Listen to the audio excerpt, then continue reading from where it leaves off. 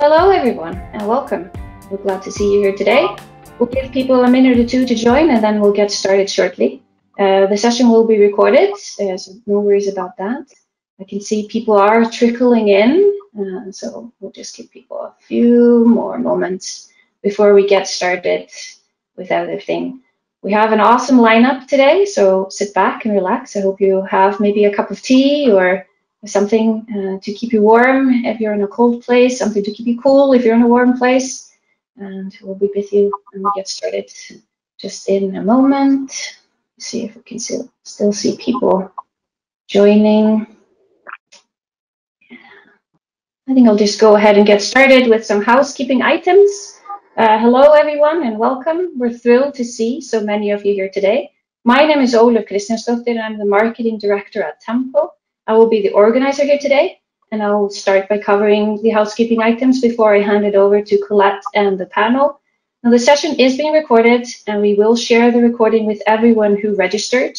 All attendees are muted throughout the session, but please feel free to add questions in the question pane or place a comment in the chat. In fact, we might start some topics in the chat, and we do encourage you to participate in those. We'll also launch maybe a few polls throughout the session. We'd be very happy if you participate in those. And again, thank you all for joining. We sincerely hope you will enjoy the discussions today and that after the session you will feel inspired and motivated to take action either for yourself or in your organization. With that, I will hand it over to Colette and the panel who will introduce themselves. Colette, all yours. Great, thank you, Ólöf. So I'm Colette Lerner, the CMO at Tempo, I should know my title, and also operating partner at Adaptivist, the private equity fund that is partially invested in Tempo. And, you know, it's interesting, our topic today is women in tech, are we there yet? And I wondered if we were able to fill this panel really easily. So can we say that we made it?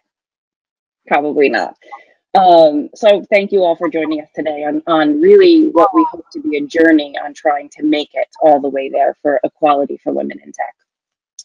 And as we move into 2021, not only do I believe, but the entire leadership of our organization believes that we need to have this dialogue about gender for women, for men, for folks who are non-binary, and how it plays into work.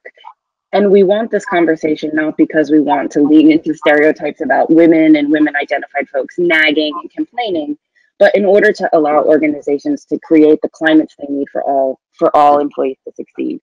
And we do this not because of just my personal belief, but the data, both here at Tempo and at the PE firm, that we know that organizations that are more diversified across multiple lines, be it gender, racial identity, education, are more successful.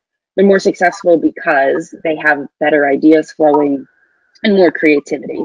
But gender is one of the challenges that I think many, organizations face. I'm in Los Angeles, so it is early for me, so my voice is behaving like a teenage boy. The problem is for gender diversity to really hold within organizations is we have to address the barriers, both visible and invisible, that women and those who identify as women face at work. So today I'm joined by a group of wonderful women across Europe and the Americas to talk about this topic, about how to drive our organizations forward. The women on this group are a mix of those in tech roles and those who are in non-tech roles in technical organizations. And so now I'm going to ask y'all to introduce yourself and start with Charlotte. Thank you, Colette, and thank you, Tempo, for having me here today. It's an honor to be able to speak on this topic, and it's such an important cause. My name is Charlotte Joseph-Smith. I'm Senior Partner Marketing Manager at Adaptivist. I've been working in marketing roles for the last 13 years across beauty and fashion industries, and 6 years ago moved over into tech. I have a 3-year-old little boy and a baby on the way, and facing a lot of discussions and things around this topic is super important to me. Thank you. Great, thank you. And Danica? Hi, I'm a web developer from Adaptivist, in specifics the Norwich arm in a base named Brew, really cool company, and we're attached to Adaptivist. I've been working within tech around 3 to 4 years now. My background is an English literature graduate, and yeah, I grew up just sort of being obsessed with a computer. And after I graduated, I just sort of figured out, actually, this is something I want to pursue long term. Yeah, I mean, when I'm not on my computer, I can be found baking or just, yeah, fighting for causes that are really important to me. In particular, this summer, the resurfacing of BLM and just sort of creating a more sort of equal and diverse workplace. Great, thank you. And Ruchi? Hi, everybody, and thank you, Olaf and Colette, for organizing this. I think I'm super excited to be here. My name is Ruchi Bahadur, and I'm a senior product manager here at Tempo, working hand in hand with Olaf and Colette. I have about 15 years of experience just in SaaS products, implementing them and working with different companies, over 150 customers I've implemented. And apart from being in tech, I really enjoy cooking Indian food and just, taking some time with my kids. I have to as well. And I'm very passionate about this topic as, when I started my journey, I was one of the very few women who were in technology as a developer, and made my way through to being in product management. So it's very close to my heart, this topic, and I'm really excited to be here with such great women and being able to talk about it. So thank you, ladies, for being here, and thank you, everybody. Great, thank you. And Julia?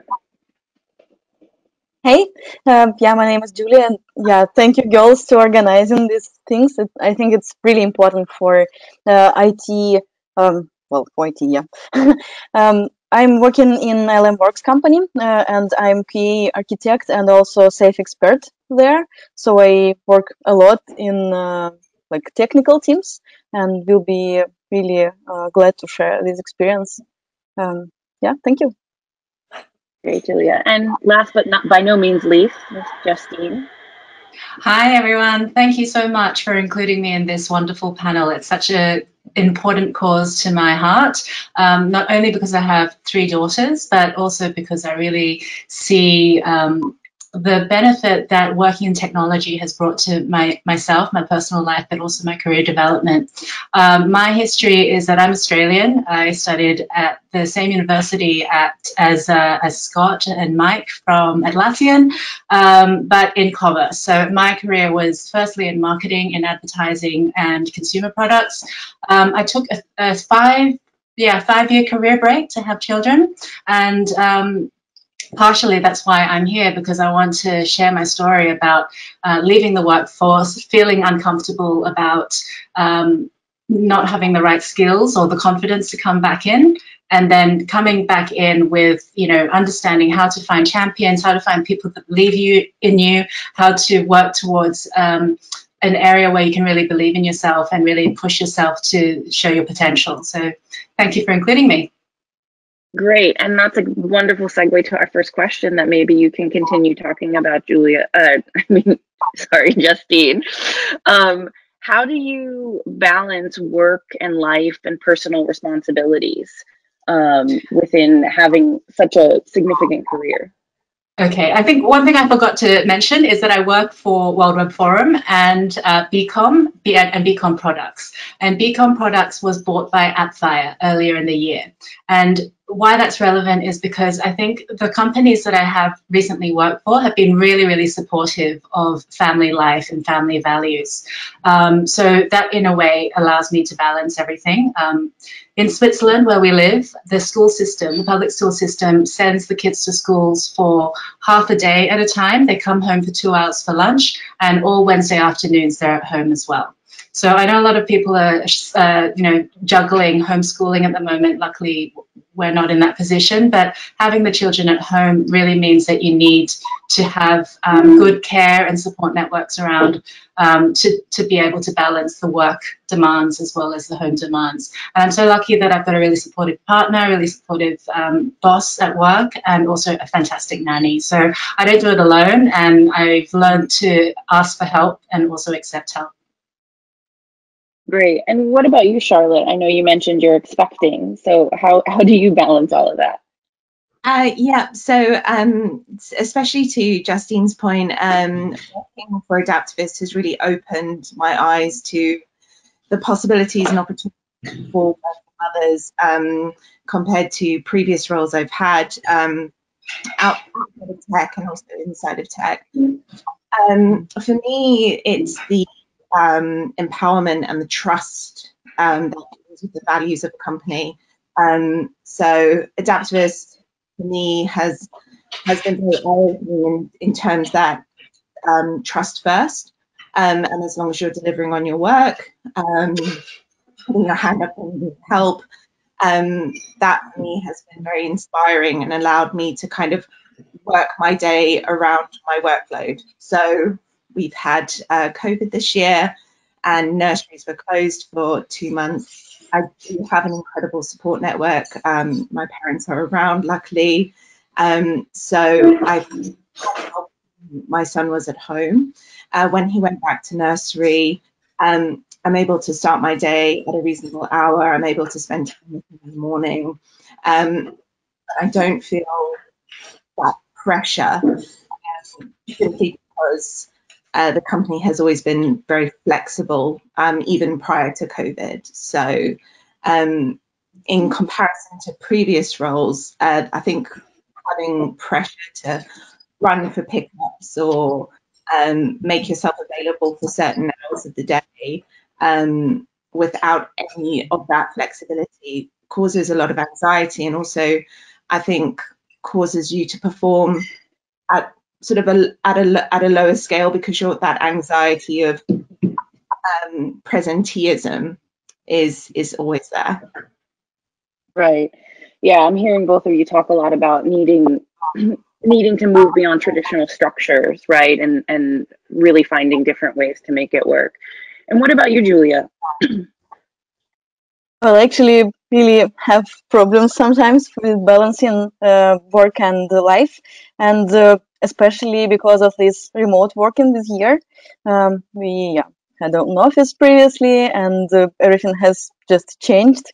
But yeah, now I really appreciate our company that we move everybody to this remote work, and there is no worries that you need to go to the office and spend some time, and even have like advantages of that, so you can sleep more and things like that. And yeah, one life hack from my side, I do not have children, but I still have my own life, and some fitness training and all that stuff, so I just put them into my calendar so I will have time for that for sure. Like that. No, and I think that's a really good point, is that a lot of times this conversation revolves around having children, and women have lives besides children. And this sort of ability to really manage everything is a logistics, right? We're all logistics experts, I think. So you mentioned 2020 and COVID. And moving to remote work. And I wanted to ask you, Danica, is it easier or harder balancing all of it in a remote work world? I think it's as a balance of the two. Some days it feels a lot easier. It's nice being at home, being in your own home comforts. You could be working and just feel free to talk out loud to yourself to work through a problem. But, there's also the logistical part of if you share a household with somebody. My fiance, he also works in development, and so it's just been really interesting seeing what his working day looks like and hearing him talk to his colleagues. And as a white male, a lot of his navigating the work-life balance that I've always sort of had to juggle around has just been really straightforward for him. And I can't help but look sometimes and be like, whoa, how does he, just sort of get to speak freely on different things or access to certain opportunities really easily, where it feels like I've always had to graft, not in necessarily my current position, but in past roles that I've had, like almost having to always prove myself, or I guess vouch for myself with evidence of, oh, this is why I could do this, or this is why I could do that. And I think that's something that should be across the board, universal. But yeah, it's just really interesting looking at how his working world is just, I don't know, completely different to mine in the same field. Yeah, what an unexpected outcome, huh? To be working from home and realizing how much more exhaustive your communication has to be, right? And what about you, Ruchi? I know your situation is a little bit, everyone's situation here is a little bit different. So how has 2020 been for you working at home? I think I would say started pretty rough. It was just suddenly, I had just come back from vacation and just settling in, started going back to work, and then suddenly COVID hits, and we were in the middle of a project, and that face to face, being there in the office every day, it made it so much easier to really do certain things and be on top of certain things. In my previous role, I did have a lot of in technology. I was used to working from home a lot more than I think in a more traditional company. So tech does allow us that flexibility, and I always had that flexibility. But I would always be working from home, maybe like once or twice in a week, just to give myself that time. And certain times you just don't want to see people. And me being a really people person, when I'm in the office, it's all meetings, it's all talking, catching up, trying to see what's happening with everybody, and all the social aspects do take over. So I find like working from home in the beginning was quite a challenge for me. I felt a little bit lonely. I felt like I couldn't connect to people. And then slowly, I kind of diverted my attention from the negatives to the positives. Then I started trying to see what is it that can actually be a positive spin to this. So I started investing more time in my health. Like, for example, Julia said she likes to work out. And honestly, just trying to get to downtown every morning for work, it takes around 1.5 hours each way. So 3 hours were just gone for me every day. So I spun that around in a positive way by introducing some workouts, introducing some time to play some board games with my children. And I have young adults, so they're not children, but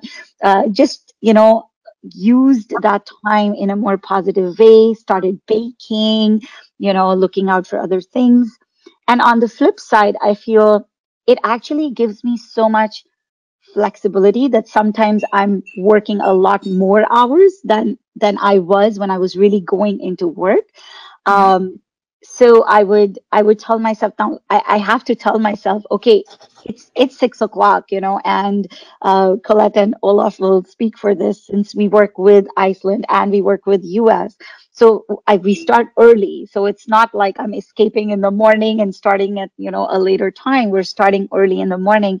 And sometimes I'm 7 p.m. I'm still at the laptop and I have to tell myself, okay, I need a break now, So those were some of the challenges that I personally had, and some of the positives that I derived from the fact that I was home and was able to focus a bit more on myself and spend more time with the children as well. Yeah, as a person who's worked from home most of the last 7 years, I find it really important to being able to balance everything until my kids were home too. And now I'm like, I'd really like an office. So, Ruchi, I know obviously a little bit more about your story, which is that you started a new job in 2020. And so I would love to kind of pivot the conversation a little bit to talk about how do we assess opportunities, knowing that we're balancing all of these things, whether it's childcare or our own personal objectives. How do you think about a company relative to diversity, and how exactly did you select something in 2020? Oh yeah, that was really something. So I was in a very traditional technology company before Tempo, and previous to that company, I was in a very fast-paced environment. So I was looking for something where I could go in and be back in like a more SaaS and a more fast-paced environment.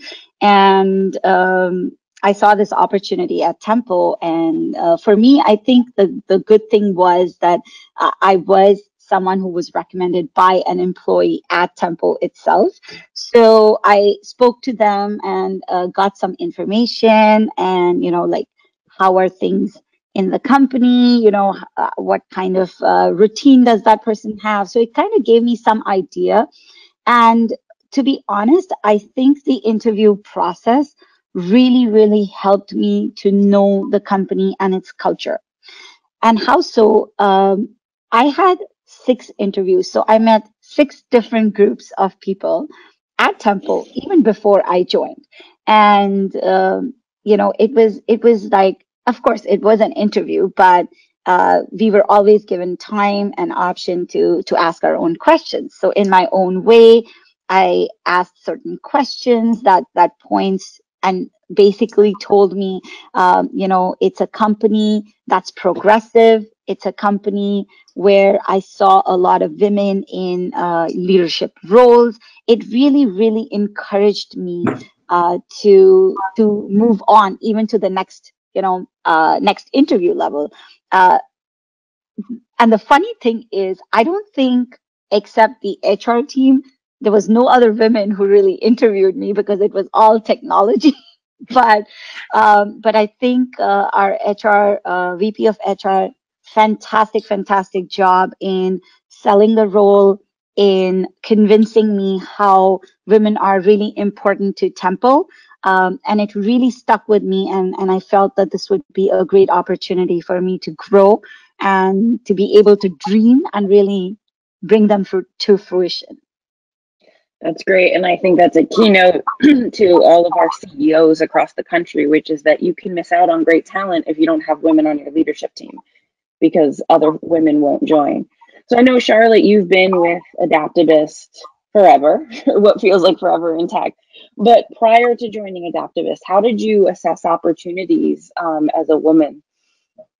Yeah, so I had a very big learning curve, and I had a lot of things I needed to unlearn that were systemic in myself when applying for jobs. So I started with Adaptivist in 2019, but prior to that, I had been I'd come off maternity leave in the summer of 2018, and I'd emigrated back from Barcelona back to the UK, and started putting my CV out there for marketing roles. One thing I learned very quickly was that I hadn't done enough due diligence prior to the interview process in terms of, like, the role looked exciting and the progression looked exciting, but I hadn't really kind of scratched beneath the surface to understand more about the company cultures and values. And this is where my learning began, because being a new mum, went into the role and went into these interviews and was very sort of shocked at the questions that were being asked. And in the UK, it is actually illegal to ask women if they're intending on getting pregnant or if they're intending on starting a family. It's not something that, you're quite protected. I didn't know any of these things, and sort of learned very quickly through certain interviews that they weren't really asking me questions about my experience. They were asking me questions about how I would cope in a role being a mother. And sort of, I got this sort of thinking, well, I wouldn't apply for the role if I didn't think I could handle it. So you should trust me and my instincts to be able to know that I'm going to, bring value to the business. So fast forward to my Adaptivist application, and luckily, quite similarly, Ruchi, my husband works in the Atlassian ecosystem, and he had been talking to me about Adaptivist for years. And I think for me, coming from a non-tech background, I was quite intimidated, I suppose, by products and software and the industry itself. I was like, oh God, no, I'd never wrap my head around tech. Again, like another light bulb moment. It's like, why wouldn't I? I know how to do marketing. It's just marketing, marketing a different type of product, I suppose, not a consumer product. So the process in my head started to kind of begin, and I started, and rather than just look at the role at Adaptivist, I started reading Glassdoor reviews, and I started reading testimonials, and I listened to what my husband said about the company, because he'd been in the ecosystem. And then it was the interview process for me. It was thorough. It was inspiring. I could see women in roles that I want one day. And yeah, I think for me, it was just that unlearning, that kind of like thing we all have as women is like, oh, you know, can I do this? Am I worthy of this? And having those bad interview experiences previously, you tend to have this narrative in your head that all companies are the same, but they are out there. There are companies there that can offer you that flexibility. So yeah, for the last 2 years, I've woken up in the morning and had a coffee with my, like with my son, and watched cartoons, and I've not had this kind of like heart palpitation, like I need to be in the office, I need to show my face, I need to prove myself, because the proof is in the pudding. If you're delivering great work with a great attitude, because you're happy at home and you're not stressed, and you don't have mum guilt, you don't have work guilt. I mean, me, it's been if I were to ever look for another role, I would assess very deeply in a similar way to I did with Adaptivist. Right. So what I'm hearing is culture is incredibly important to all of us, and we have to do a lot more work, I think, than sometimes other more mainstream white men have to do. So speaking of culture, Danica, have you had to experience this sort of phenomenon of what, at least in the United States, we call code switching, and altering the ways in which you speak or talk within the work environment? I know for me, before I flip it to you, I am notorious for crying at work. And certainly most people will tell you a senior executive cannot cry. But I have decided I was no longer going to move with those norms. So I'm wondering, have you had this experience, and how has it impacted you? Oh yeah, definitely. I think one of the things that I personally look at in terms of a company and its culture is how authentic are the people who are on the exec board? Like, are they personable people? But then if you look across history, a lot of the people who have been sitting in executive seats stereotypically have been white males who could be described as immovable, impersonable, and just these sort of almost concrete figures. Whereas actually, when you are looking at how much of your life you spend at work, it's a real shame to put yourself on the back burner. And if you think of it in terms of how you just described, that you're a big advocate of crying at work, like that's just such an authentic part of you as a person. If you feel something, you should be able to process that emotion. But the fact that over time we've sort of put people on a pedestal that don't show any emotion, aren't really the most personable figures, and just someone who's impenetrable is really sad, actually. I think all of us owe it to ourselves to be our most authentic self possible.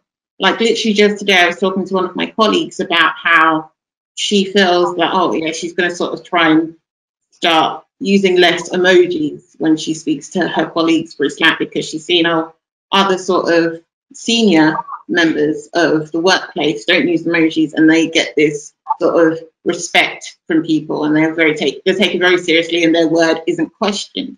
But actually, if you're a person who, like myself, is quite expressive or enjoys communicating with your colleagues through maybe gifts and stuff like that, you should be able to do that and your capability not be questioned. I mean, personally, myself, I've been in tech for 3 or 4 years now, but even prior to that, from even being in school, I learned very quickly that I had to sort of soften my words, decorate them, make them a bit icy, like not icy, but decorate them with icing, things with gingerbread house. But like, even my body language would change completely. I'd sit and be like, oh, well, I was just thinking this, or, oh, maybe I'm being silly. And I knew full well I wasn't being silly, because the thing I was about to ask or speak about was something that I had educated myself in. And I checked over several times, because I didn't want, for instance, my male colleagues to just see me as, oh, she doesn't know what she's talking about. Or even worse, have the sort of negative stereotype of angry black woman applied to myself. It seems like even in talking about things that are just and correct, or speaking up in terms of equality for others, if I said, oh, but that's not right, someone else could interpret it as, oh, she's being really aggressive and really scary. And that completely throws my word out the window. When you look at that in terms of a career path, by speaking out about something that maybe was a personal injustice, if someone perceives it in that way, I could almost completely write off my career. And so when you're looking at how people perceive you and how your words come across, it's at times it feels like life or death, and it shouldn't have to feel like that. I should be free to just be a human being like some of those other executives. And yeah, just I think we all just really need to embrace the diversity of people and the different qualities that they bring to the table. Yes, not every woman may cry or be the most sort of emotive person, but if that's fine. Like if she believes and feels that way, she should be able to bring that part of herself to a business. The same way that, you know, I like having a laugh. You know, I can be goofy at times and like, you know, I snort when I laugh or whatever in board meetings if there's a funny topic, should be valued just as much as someone else who is the complete opposite of that. That's the beauty of humanity. Yeah. And Justine, what about you? What has been your experience in a different part of the world? Have you had, sorry, go ahead. Yeah, I mean, I presume you're talking about people of color. And I grew up in Australia in a generation where there are a lot of Chinese immigrants. So growing up, for some reason, my parents were able to shield me from some racism. So I've always grown up with a very balanced view of everybody is equal, pretty much. And I haven't really had any negative experiences, but I know that from statistics that Asian women tend to be more listened to than, say, a black woman, for example, in tech. And I don't understand that, you know, because black women can, if they've got the same qualifications, if they've got the same experience, should be equally as respected. The color of our skin should have nothing to do with it. And to Danica's point about having to adjust the way you speak, or, you know, express more vulnerability, or express false kind of, you know, naivety. I really think that, you know, we need to be beyond this now. You know, I roll my eyes when I hear that, because I just think when people have to make excuses for themselves to say something, you know, it actually draws more attention to you. Because if you're the only woman in the room, then that's what what the men in the room are going to remember, is you're apologizing for expressing an opinion. Whereas if you don't, then actually your opinion is on the equal playing field as everybody else. And, you know, I have my share of insecurity as well as a woman and as a woman of color, but maybe because I'm a little bit older, I'm just more comfortable in myself, and I care less if people don't like me and if people don't get along, you know, because I know that I can back up my opinions, and if I can't, I'm very open to learning and to listening to other people's opinions as well, and to, you know, adjust my views. So I think I just live in a world where I'm open, and I expect other people to be open. And if people are being aggressive or shutting me down, then I know that I'm in the wrong environment, and I need to find another way of approaching that problem. Yeah, and I think, Justine, you bring up a really interesting point about the way identities intersect. And, you know, we talk a lot about, of course, about race and gender, right? But also age comes into play, and it comes into play in a very, very different way, at least in my lived experience as a woman, than I think it does for men. You know, you see these headlines about, oh, men turn 50 and they don't know where to go in their careers. And as you and I have shared as women who are in middle age, we find more power in aging rather than less. So switching gears a little bit, you know, Julia, how have you found culture to be helpful for women in your company? You know, we're hearing a lot about how all of us are in organizations where we believe we can succeed. And are there issues within your geographic region that help or hurt women within the workplace? Well, I'm from Russia, and to be honest, I heard a lot of different stories, and they always, well, depends on specific company. So some girls talk stories about like how they cannot have the same salary as the boys in a company, even in IT companies, even like really nowadays. And some of them do not have this problem. So it's really depends on a particular company now. And well, I'd say from the culture point of view, we do not have specific problems, like probably because there are I don't know, it's multinational country, let's say, and yeah, this sounds important. And we have like a huge maternity leaves here, so it's like 3 years. You can just be with your child and do not worry about your workplace. So you can come after 3 years and just work. Sometimes you can get, some comments from your teams or problems with your position. So I also heard a lot of stories like I was a leader of the group, then I went to maternity leave for, let's say, not the whole 3 years, but 2 years, and then came and another guy or girl is on my place, and I'm just a regular, I don't know, engineer or whatever. So yeah, there are a lot of such stories, to be honest.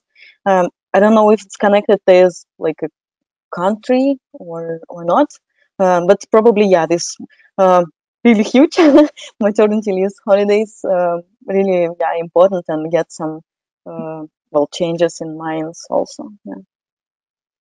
Yeah, that's so fascinating because as an American, of course, we get not even 3 months, and that's only if a company's of a certain size. So speaking of maternity leave, I'd love to have Justine and Ruchi kind of talk a little bit about, Justine taught me this phrase during this process of prepping about career break. And I think it's so, first of all, I think it's wonderful, but also, what I would love to hear from both of you, maybe starting with you, Ruchi, what led you guys to take your career breaks? How did it impact you? And how did it feel like it impacted you? Sure. So I think I will start firstly, like culturally, where I really came from. So I was brought up in India. I am from India, and as most of you would know, women and men or boys and girls don't really have the same weightage. So coming from that cultural background, I was seen as the, primary family care provider in a very traditional kind of a home. I think I was really lucky in terms of my bringing up because my parents are very progressive in their thinking. So I never saw the disparity between my brother and myself. We were always both encouraged to have that career goal and aspirations, and they always helped me there. So as I became a mother and I moved to Canada after my daughter was born and she was just 1 year old. I came here and the concept of daycare was so alien for me because in India we had parents and grandparents in the house, and like even if I was going back to work, so when my daughter was born, I took about 6 months break. I was back at work, but my baby was at home with my parents or with my in-laws. So it's very different when you know that your child is safe with people that you know and have the same values. And when I came here, I just couldn't understand the whole system. And I'm like, okay, so I'm going to go work and I'm going to come back and I'm literally paying for childcare. So it was that decision at that point where we kind of weighed into, both of us weighed in and said, you know what, maybe I'm going to take a break. And I did stay home for 5 years. And I think Justine mentioned she stayed home for the same amount of time. But I think my career took a pretty hard hit because of two reasons. Firstly, because I did leave a job in India and I moved. So I did not really have any Canadian experience when I moved, and I took a break on top of that. So when I went back looking for a job, it was just very rigid structures at that time. Work from home was not as prevalent. You had to go in every day. And after 5 years, forget about 5 years. Like after a year, you're out of technology. Like if you haven't been coding, you're out. Forget about 5 years. So I was like, oh my God, I'm never going to find anything. I think my whole confidence level was so low. And I was like, I'm never going to find anything. But I was just lucky. I got one response. I went for this interview, and of course, it was a man who was interviewing me because it was a technical role of like backend developer. And so I was like, okay, and I don't know why, I was just very honest with him. I think he just was very comforting. And I told him, I said, look, I've been home for so long, and they knew from my resume, I didn't hide it. Is there any way that you could be a little bit more flexible when I join? And I think it was just my day. So I explained, I said, my kids are just going back to school, and my kids had just started school at that point.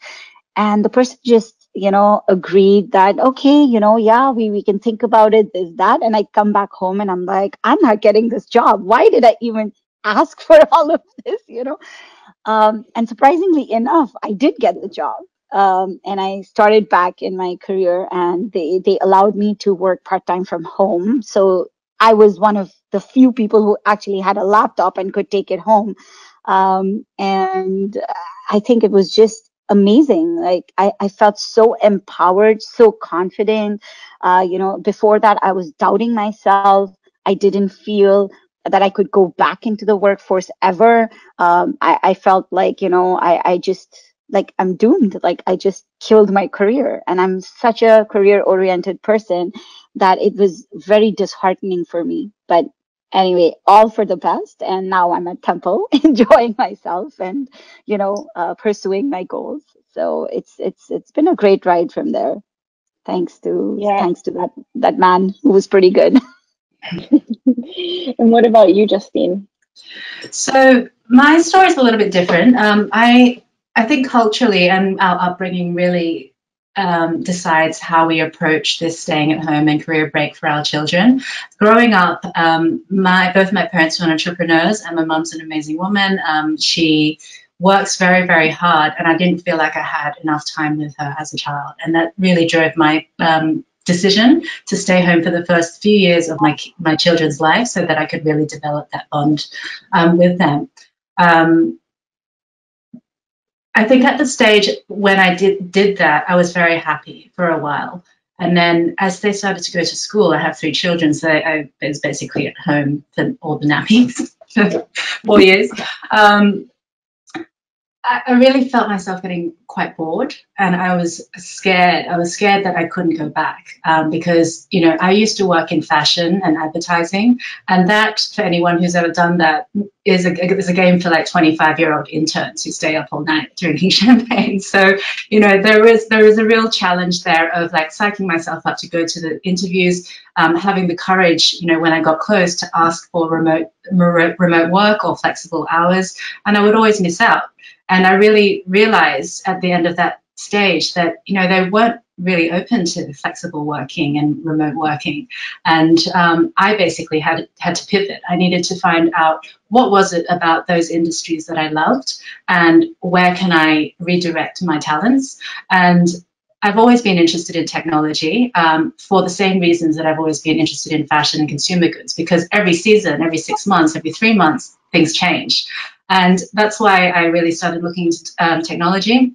And when I moved to Zurich, actually reverse that, before I left, we went from Sydney to London for 5 years. And before I left London, I was really preparing myself to start coming back into the workforce. And I applied to these career programs called Back to Businesship, or it's basically a returnship program for women who have taken time out to raise family or to go on a sabbatical, just to refresh their confidence, refresh their skills, polish their interviewing skills, and just get ready for all those interview obstacles that you might face. And actually what I learned from that, the biggest obstacle is yourself. The biggest obstacle is your own self-confidence and what you project in those interview situations. You might be scared to ask for the remote work or the flexible hours, but if that's super, super important to you, then I don't think it's fair to expect to be hired and then change that in a company. You know, I think you really need to find a company who understands the reasons why you're asking for those things. So with that in mind, I was actually looking for part-time jobs in the beginning. And I found a role when I got to Switzerland at Disney Research, but that was 50%. And I loved it there, but they were doing a restructure. And my boss there actually introduced me to my boss at World Web Forum, who is Fabian Hedegaard, and he co-founded BCom and BCom Products as well. And he himself has two kids, a wife who stays home but works part-time. And he's just very progressive, and he understands that you know, I think in the interview I said, oh, I want to come back to work because I'm a better mother when I'm at work. You know, I'm a better mother when I'm working because my mood is so much better. My brain is so much more stimulated that when I am home, I'm able to converse and engage with my children on a much more quality level than just being at home, picking up after them and nagging them the whole time. You know, so I feel that I really need that balance personally, to have a work life and a home life. And he was able to see that and the benefits of that, and he was able to hire me. And I was working, I think at the beginning, 80%, which means 4 days a week, and I had 1 day at home. And over coronavirus, I guess the whole shift to home working has opened up so many doors for us as women that we've been asking for the remote work for so many years, and suddenly everybody's doing it. So there's good and bad sides to remote working, but now that it's unlocked that key, I don't think there's any going back. Yeah. Sorry, I'd just like to interject there because I Oh, Danica, you froze. We lose her. I think I'll reach out to her. Well, you know, it's interesting that I hear. Oh, Danica, are you back? We lost you. Yes, I am. Okay. Hello. Yeah, Yes, I was go just ahead. saying, you were saying, Justine, about it being a case of self-confidence. And I think, yes, that is great. And, you know, as women, it's a huge goal for all of us to just ask for what we want. But to say that it lies purely in self-confidence, I guess, denies the fact that there is a problem. Because I can be as bold as I want and be like, well, actually, you know what, this would work better. And actually, I've got the skill set to provide this for the company and so such and such. But as Charlotte was speaking to as well, like when you're desperate for a job, and as she had emigrated from Barcelona back to the UK, you find yourself in a position where you can't be as picky in terms of like, oh, well, I'd like a company to have this cultural value or to respect the fact that I am a mother. For instance, in my case, I'm 25 years old, which some people would say is quite young, but on the flip side, I'm viewed as a ticking time bomb. They look at me with a long-term partner and they're thinking, oh, well, she's going to have some kids soon. Oh, well, then that's her out for maybe a year or so. And they've written me off. They haven't even had the conversation of, do you actually want children? Or am I capable of having children? For instance, in my case, my fiance and I, in our futures, in terms of if it was a case of one of us wanting to stay at home and provide childcare, it would actually work better for him because he wants to go after a lot more freelance opportunities. Whereas I thrive in a work environment where there's a structural organization and I can sort of work my way up through the hierarchy. And I think, yeah, there's just a lot of assumptions made on people's capacity in terms of motherhood, or if we don't ask for what we need, then, well, we don't want it at all. But I think is actually to do with obviously us asking for what we want and having that self-confidence. But a huge cultural shift, because for instance, Colette and Justine, you've spoken to the fact that in both of your cases, when you were having children, it was more common for the woman to stay at home and look after the children. That might not be my case, and it might not be something that I want. And I think it's just something that needs to be open across the board, and we can't keep making assumptions about women, whether they're going to have kids and what they do after that. Yeah, I mean, sorry, by no means did I mean that was the biggest problem, but I think the biggest inhibitor in yourself in going forward is a matter of confidence. And it's a chicken and egg, because the more that you're rejected, or the more people push you back for whatever reason, they disguise it, the less confidence you have. But I think there is a message in there to say, I'm ready for this. You know, I know that I've prepared myself. And what you were saying before is, I know that I'm ready for this. I shouldn't be making excuses to settle for really anything that I'm not okay with in the long term. Yes, And we have some definitely. interesting, sorry, Danica, we have some interesting comments from the audience. They're sharing their stories, what they have been asked during the interviews. One person was asked if she dresses like that all the time. Another one was asked about her wedding ring finger, if she had any future plans.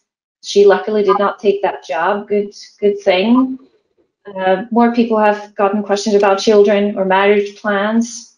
One person really wanted to get coaching opportunities at her job, in her position, and she was denied them because there wasn't a coaching plan. It usually just happened with the other guys over beer. And as a woman, she wouldn't be able to join that because women apparently don't drink beer.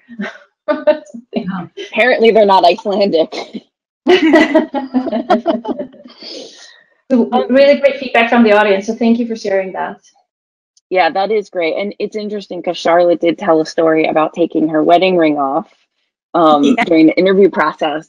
And at the time I was shocked. And you know, this is I think what you're talking about, Justine, about being aware of how you embed like sexism in yourself. I forgot that I haven't worn mine for 20 years for that exact reason. Wow. You know, so yeah, it's funny that even hosting this, I sort of lose myself and my own belief in the system. But I think, you know, what sort of comes up a lot in all of this, and what Danica said, what Justine said, what Ruchi said, is this idea of champions, right? And I don't want to co-opt the language of race relations and use the term ally, so I think we'll use the term champion. But, you know, this criticality of finding men in organizations who can see the problems with the power structure and the need to allow women a different flexible work environment, or to, in Danica's, you know, which brings up a brilliant point about prevent the conversation about if you're going to have a baby, like your ovaries don't really belong in a conversation about promotion.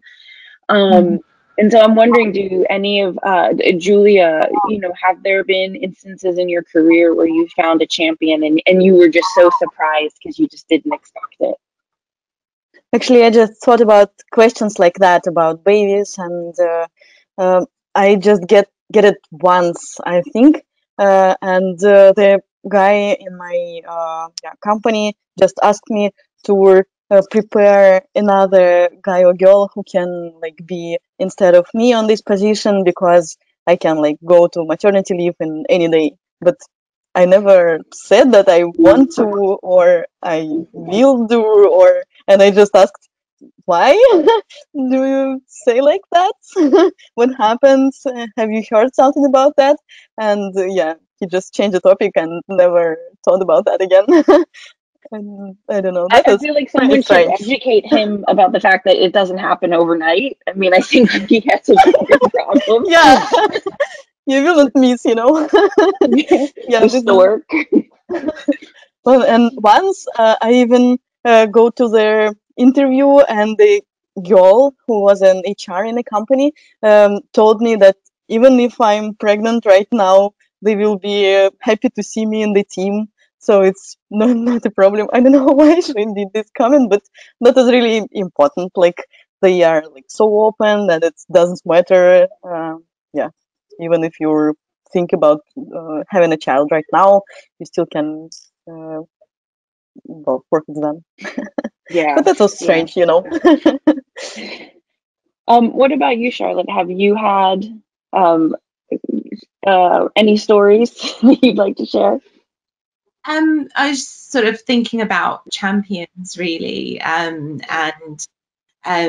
sort of typically as a woman, you look to other women in the business to kind of who are in those senior levels to kind of give you that leg up, and you normally sort of think, oh, that person needs to be nurturing per se or whatever. But one of the key things that have come up in this conversation is just our individuality as women, and how we approach the role in leadership when we get to it.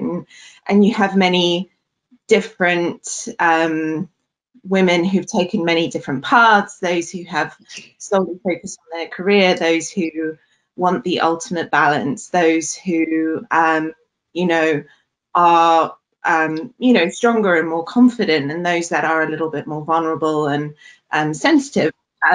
So for me, in